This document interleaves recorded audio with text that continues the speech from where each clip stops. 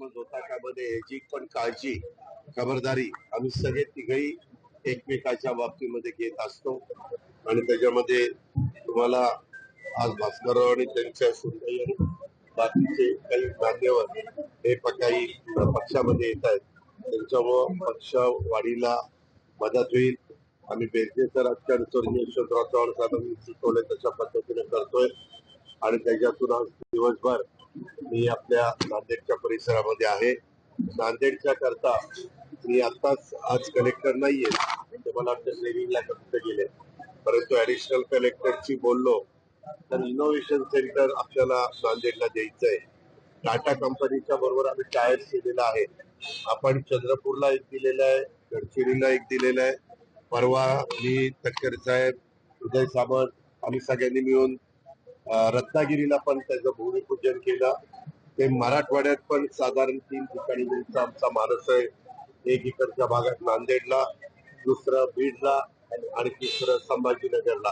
त्याच्यामुळं अलीकडच्या काळात आर्ट सायन्स कॉमर्स याचं शिक्षण घेतल्यानंतर तेवढ्या काही मोठ्या प्रमाणावर नोकऱ्या उपलब्ध होत नाही आणि म्हणून आता त्या गोष्टीला कौशल्य विकासच्या निमित्तानं आम्ही ह्या कामाला जास्तीचं महत्व दिलेलं आहे आणि त्याच्यातून साधारण ज्या काही कोर्सेस केल्यानंतर त्या मुलांना मुलींना नोकऱ्या उपलब्ध होतील अशा प्रकारचे कोर्सेस हे वेगवेगळ्या भागामध्ये देण्याचा काम राज्य सरकारच्या वतीनं टाटा ट्रस्टला बरोबर घेऊन आम्ही करतोय. त्याच्यामध्ये साधारण रेशो असा असतो तर 195 कोटी रुपयाचा प्रकल्प राबवायचं म्हटलं तर जवळपास 160 ते 165 कोटी रुपये टाटा देतं आणि 30 ते 35 कोटी रुपये राज्य सरकार त्या ठिकाणी राज्य सरकार आता इथं आपण डीपीसी मधनं घालणार आहे.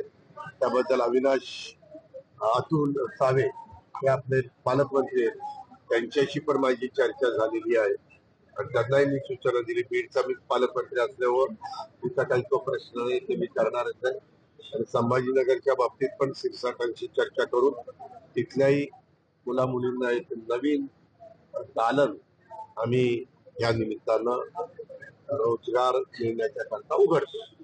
दादा कोरटकर अजून पकडले गेलेले नाहीये, चाललेलं आहे. पोलीस यंत्रणेचं काम करतायत.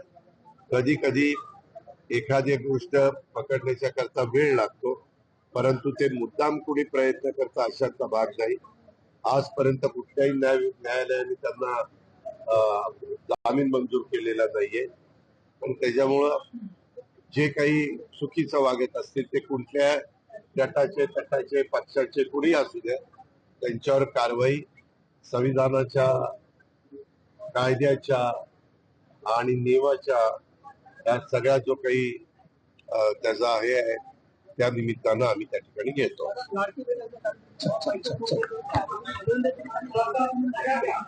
काय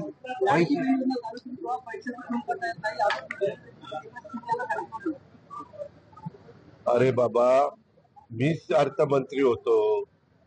निर्णय घेताना पत्रकार मित्रांनो हात जोडून विनंती आहे जरा जास्तीची माहिती घेत चला. ज्यावेळेस एखादा निर्णय होतो तो कॅबिनेटला जातो.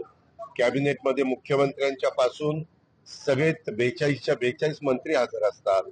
ते चर्चा करतात. आपापली भूमिका तिथं मांडण्याचा अधिकार असतो. आम्हाला अर्थ मंत्रालय म्हणून ती सगळं तपासून घेण्याचा अधिकार असतो. आम्ही आमची मतं स्पष्टपणे सांगतो. ते तुम्हाला काही वाईट वाटायचं कारण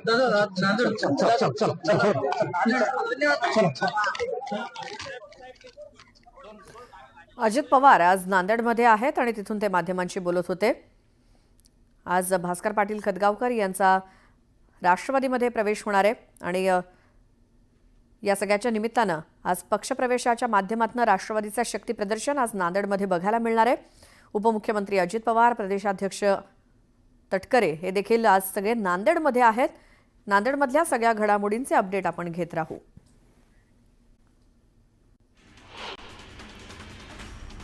मुख्यमंत्री देवेंद्र फडणवीसांनी नाशिकमध्ये त्र्यंबकेश्वराचं दर्शन घेतलं. देवेंद्र फडणवीसांच्या हस्ते त्र्यंबकेश्वर मंदिरात पूजा करण्यात आली. मुख्यमंत्री देवेंद्र फडणवीसांच्या उपस्थितीत आज सिंहस्थ कुंभमेळा आढावा बैठक आणि अन्य कार्यक्रम होण्याची शक्यता आहे. महायुतीतील वादात नाशिकच्या पालकमंत्रीपदाचा तिढा अद्याप काही सुटलेला नाही. कुंभमेळ्याला अधिक कालावधी शिल्लक नसल्यामुळे पालकमंत्र्यांअभावी कुठलीही कामं रखडू नयेत यावरती भाजपकडनं भर दिला जात असल्याचं मानलं जात आहे.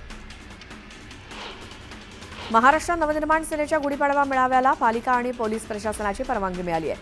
शिवाजी पार्क मैदानात 30 मार्चला हा मेळावा होणार आहे. यावेळी मनसे अध्यक्ष राज ठाकरे नव्या पदांची घोषणा तसंच पक्षाची आचारसंहिता जाहीर करण्याची शक्यता आहे.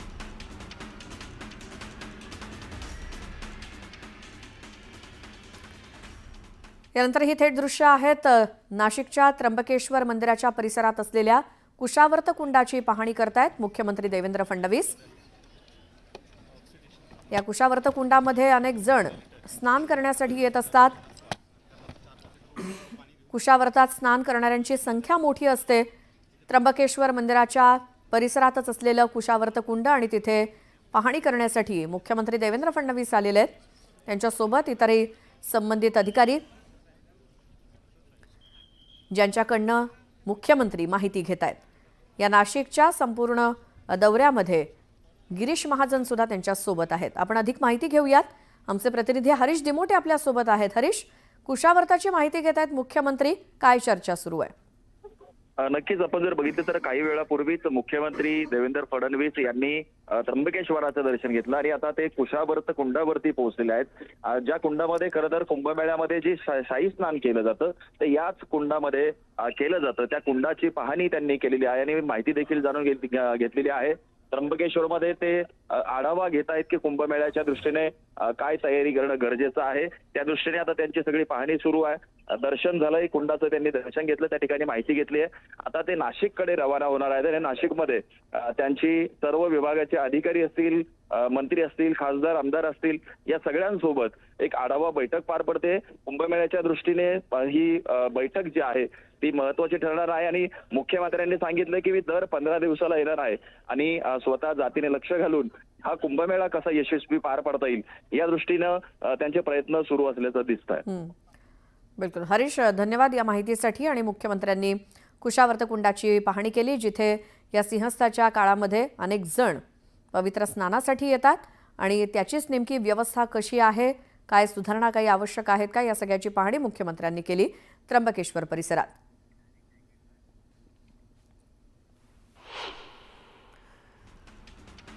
आता बातम्या सुपरफास्ट. नुकत्याच झालेल्या एका बैठकीत राज ठाकरेंनी नेत्यांना प्रमुख शहरांच्या जबाबदाऱ्या वाटून देणार असल्याचं सांगितलं होतं. तसंच नाशिक, नवी मुंबई आणि ठाणे जिल्ह्याच्या धर्तीवर मुंबईसाठी सुद्धा अध्यक्ष नियुक्त केला जाणार आहे.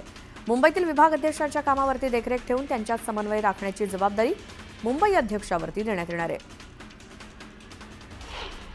उपमुख्यमंत्री अजित पवार आज नांदेड दौऱ्यावरती आहेत. भाजप नेते अशोक चव्हाण यांचे सख्खे मेव्हणे माजी खासदार भास्करराव पाटील खदगावकर अजित पवारांच्या उपस्थितीत राष्ट्रवादीत प्रवेश करणार आहेत. नायगाव तालुक्यातील नरसी इथे हा पक्षप्रवेश पार पडणार आहे.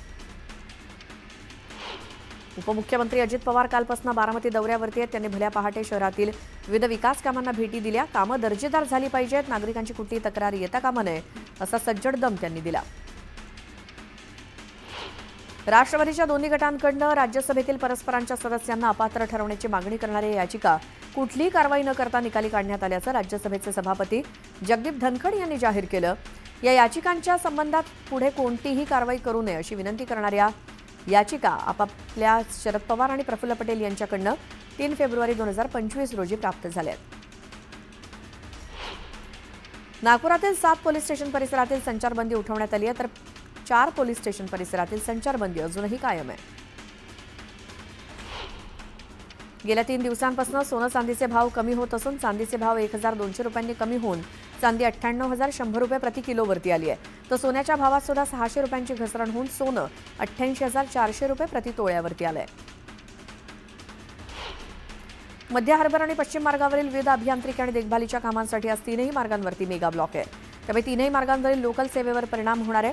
प्रवाशांना लोकल प्रवास करताना वेळापत्रक पाहूनच नियोजन करावं लागेल. शिधापत्रिकाधारकांना आधार क्रमांक जोडण्यासाठी अन्न आणि नागरी पुरवठा विभागानं 31 मार्चपर्यंत मुदतवाढ दिली आहे.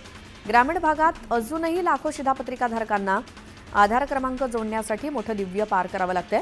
आधार कार्ड धारकाचा फोटो जुना असल्यामुळे केवायसी करत असताना अनेक अडथळे येत आहेत. दरवर्षी मार्च किंवा एप्रिल महिन्याच्या पहिल्या आठवड्यात परीक्षा आटपली की बच्चे कंपनी थेट मामाच्या गावी धूम ठोकतात. मात्र यावर्षी हजारो विद्यार्थ्यांचं हे गणित बिघडणार आहे. शिक्षण विभागानं नवीन GR काढत 1ली ते 9वीची परीक्षा 5 ते 25 एप्रिल या कालावधीत घेण्याचे आदेश दिले. त्यामुळे पालकांचे मुलांचा देखील हिरमोड झालाय. हिंदुस्थानी नौदलात अग्निवीर पदांची भरती केली जाणार आहे. या पदांसाठी येत्या 29 मार्चपासून अर्ज भरायला सुरुवात होईल. नौदलाकडनं 2026च्या बॅचसाठी MR आणि SSR या पदांसाठी भरतीसाठी अधिसूचना जारी करण्यात आली आहे. उन्हाळी सुट्ट्यांमध्ये होणारी प्रवाशांची वाढती संख्या लक्षात घेऊन अतिरिक्त गर्दी विभाजित करण्यासाठी मध्य रेल्वेनं मुंबई, नागपूर, करमाळी, तिरुवनंतपुरम, पुणे, नागपूर आणि दौंड, कलबुर्गी दरम्यान 332 उन्हाळी विशेष रेल्वे गाड्या चालवण्याचा निर्णय घेतलाय.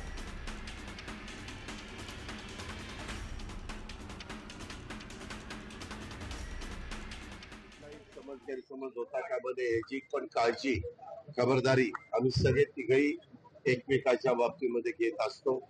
आणि त्याच्यामध्ये तुम्हाला आज भास्करराव आणि त्यांच्या सुनबाई आणि बाकीचे काही मान्यवर हे काही पक्षामध्ये येत आहेत. त्यांच्यामुळं पक्ष वाढीला मदत होईल. आम्ही बेरजेचं राजकारण यशवंतराव चव्हाण साहेबांनी सुचवलं तशा पद्धतीने करतोय. आणि त्याच्यातून आज दिवसभर मी आपल्या नांदेडच्या परिसरामध्ये आहे. नांदेडच्या करता मी आज कलेक्टर नाहीये, ते मला वाटतं ट्रेनिंगला कधी गेले, परंतु ऍडिशनल कलेक्टरशी बोललो तर इनोव्हेशन सेंटर आपल्याला नांदेडला द्यायचंय. टाटा कंपनीच्या बरोबर आम्ही टायर केलेला आहे. आपण चंद्रपूरला एक दिलेला आहे, गडचिरोलीला एक दिलेला आहे. परवा मी तटकरे साहेब, उदय सामंत आम्ही सगळ्यांनी मिळून रत्नागिरीला पण त्याचं भूमिपूजन केलं. ते मराठवाड्यात पण साधारण 3 ठिकाणी द्यायचा आमचा मानस आहे.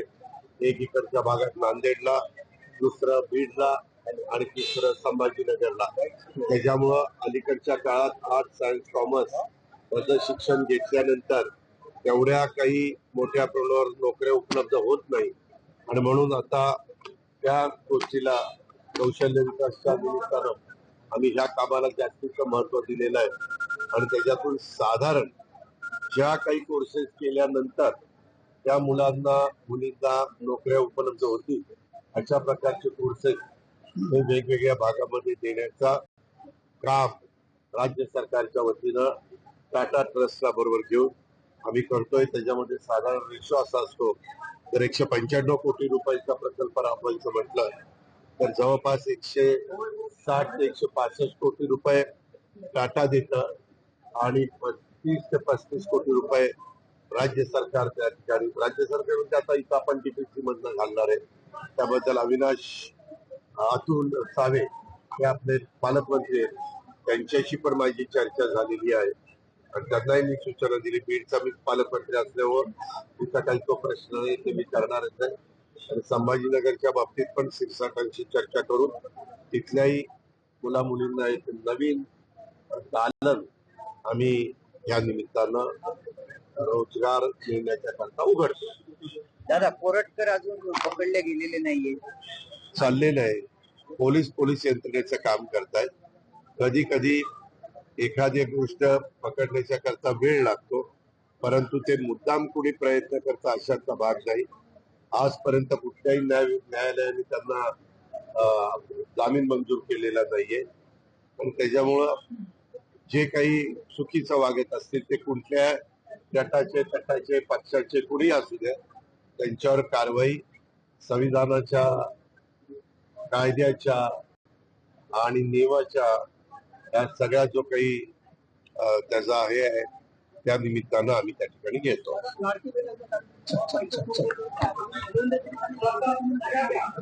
काय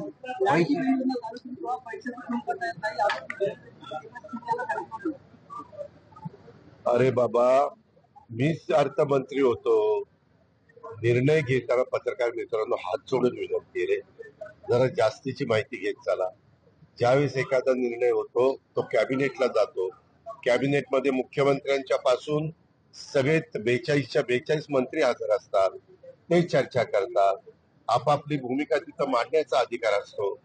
आम्हाला अर्थ मंत्रालय म्हणून ती सगळं तपासून घेण्याचा अधिकार असतो. आम्ही आमची मतं स्पष्टपणे सांगतो. ते तुम्हाला काही वाईट वाटायचं कारण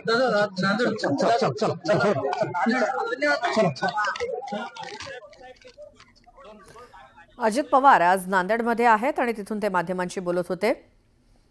आज भास्कर पाटील खदगावकर यांचा राष्ट्रवादीमध्ये प्रवेश होणार आहे आणि या सगळ्याच्या निमित्तानं आज पक्षप्रवेशाच्या माध्यमातून राष्ट्रवादीचं शक्ती प्रदर्शन आज नांदेडमध्ये बघायला मिळणार आहे. उपमुख्यमंत्री अजित पवार, प्रदेशाध्यक्ष तटकरे हे देखील आज सगळे नांदेडमध्ये आहेत. नांदेडमधल्या सगळ्या घडामोडींचे अपडेट आपण घेत राहू.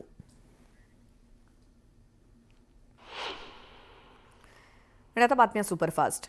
उन्हाळ्याच्या सुट्टीच्या कालावधीत प्रवाशांच्या नियमित रेल्वे गाड्यांव्यतिरिक्त उन्हाळी विशेष रेल्वे गाड्या चालवण्यात येणार आहेत. त्याचसोबत नांदेडला जाण्यासाठी मध्य रेल्वेच्या मुंबई विभागातून गाडी धावणार आहे. या रेल्वेगाडीच्या 24 अतिरिक्त फेऱ्या होतील. त्यामुळे मध्य रेल्वेनं चालवलेल्या उन्हाळी विशेष गाड्यांची एकूण संख्या आता 356 झाली आहे. कडक उन्हामुळे मुंबईला पाणीपुरवठा करणाऱ्या धरणातील पाणीसाठा झपाट्यानं आटत चाललाय. आणखी 2.5 महिने उन्हाळ्याचे बाकी आहेत. त्यामुळे संभाव्य पाणी संकट लक्षात घेता खबरदारीचा उपाय म्हणून भातसा आणि अप्पर वैतरणा या 2 धरणातील राखीव पाणीसाठा घेण्याची परवानगी मुंबई महापालिकेनं राज्य सरकारकडे मागितली आहे. सागरी किनारा प्रकल्प अर्थात कोस्टल रोड हा मुंबई महापालिकेसाठी येत्या काळात खर्चिक ठरणार आहे. या प्रकल्पाच्या देखभालीसाठी पालिकेला वार्षिक 200 कोटींचा खर्च येणार आहे.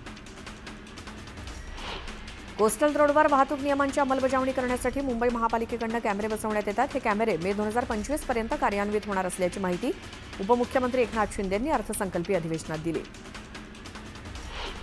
राज्यात उच्च सुरक्षा नोंदणी क्रमांक पाटी बसवण्याकडे नागरिकांनी विविध कारणानं पाठ फिरवली आहे. त्यामुळे सगळ्याच जिल्ह्यामध्ये आणि आता शहरात या पाट्या लावण्यासाठीचे फिटमेंट सेंटर वाढवलं जाणार आहे. परिवहन आयुक्त कार्यालयाकडून तसे आदेश शनिवारी राज्यातील सर्व आरटीओ कार्यालयांना मिळाले. उत्पादकांची FRP एक रकमी देण्याचा कायदा आणि त्यासंदर्भात न्यायालयानं दिलेल्या आदेशामुळे साखर उद्योगापुढे नवं संकट उभं राहिले. देशातील ऊस उत्पादकांच्या थकीत FRPचा आकडा 15,505 कोटींच्या रुपयांच्या वर गेलाय. एकीकडे कायद्याची टांगती तलवार आणि दुसरीकडे आर्थिक डबघाईमुळे साखर कारखान्यापुढे ही रक्कम उभी करण्याचं मोठं संकट आहे. मुंबई विद्यापीठाचा 2025-26 या वर्षाचा 968 कोटी 18 लाख रुपयांचा अर्थसंकल्प सिनेट बैठकीत मंजूर करण्यात आला. विद्यापीठानं यंदा 147 कोटी 63 लाख रुपयांच्या तुटीचा अर्थसंकल्प मांडलाय. यंदा विद्यापीठाची अर्थसंकल्पीय तरतूद 13% वाढली आहे. सावित्रीबाई फुले पुणे विद्यापीठाचा 2025-26 या आर्थिक वर्षासाठी एकूण 566 कोटी रुपये जमेचा आणि तब्बल 648 कोटी रुपये खर्चाचा अर्थसंकल्प सादर झालाय. अर्थसंकल्पामध्ये एकूण 82 कोटी रुपयांची तूट दर्शवली असून गेल्या वर्षीच्या तुलनेत 17 कोटी रुपयांनी ही तूट कमी झाली आहे. चिंचवड येथील बहिणाबाई चौधरी प्राणी संग्रहालय नूतनीकरण आणि सुशोभीकरणासाठी 9 वर्षांपासून ते बंद आहे.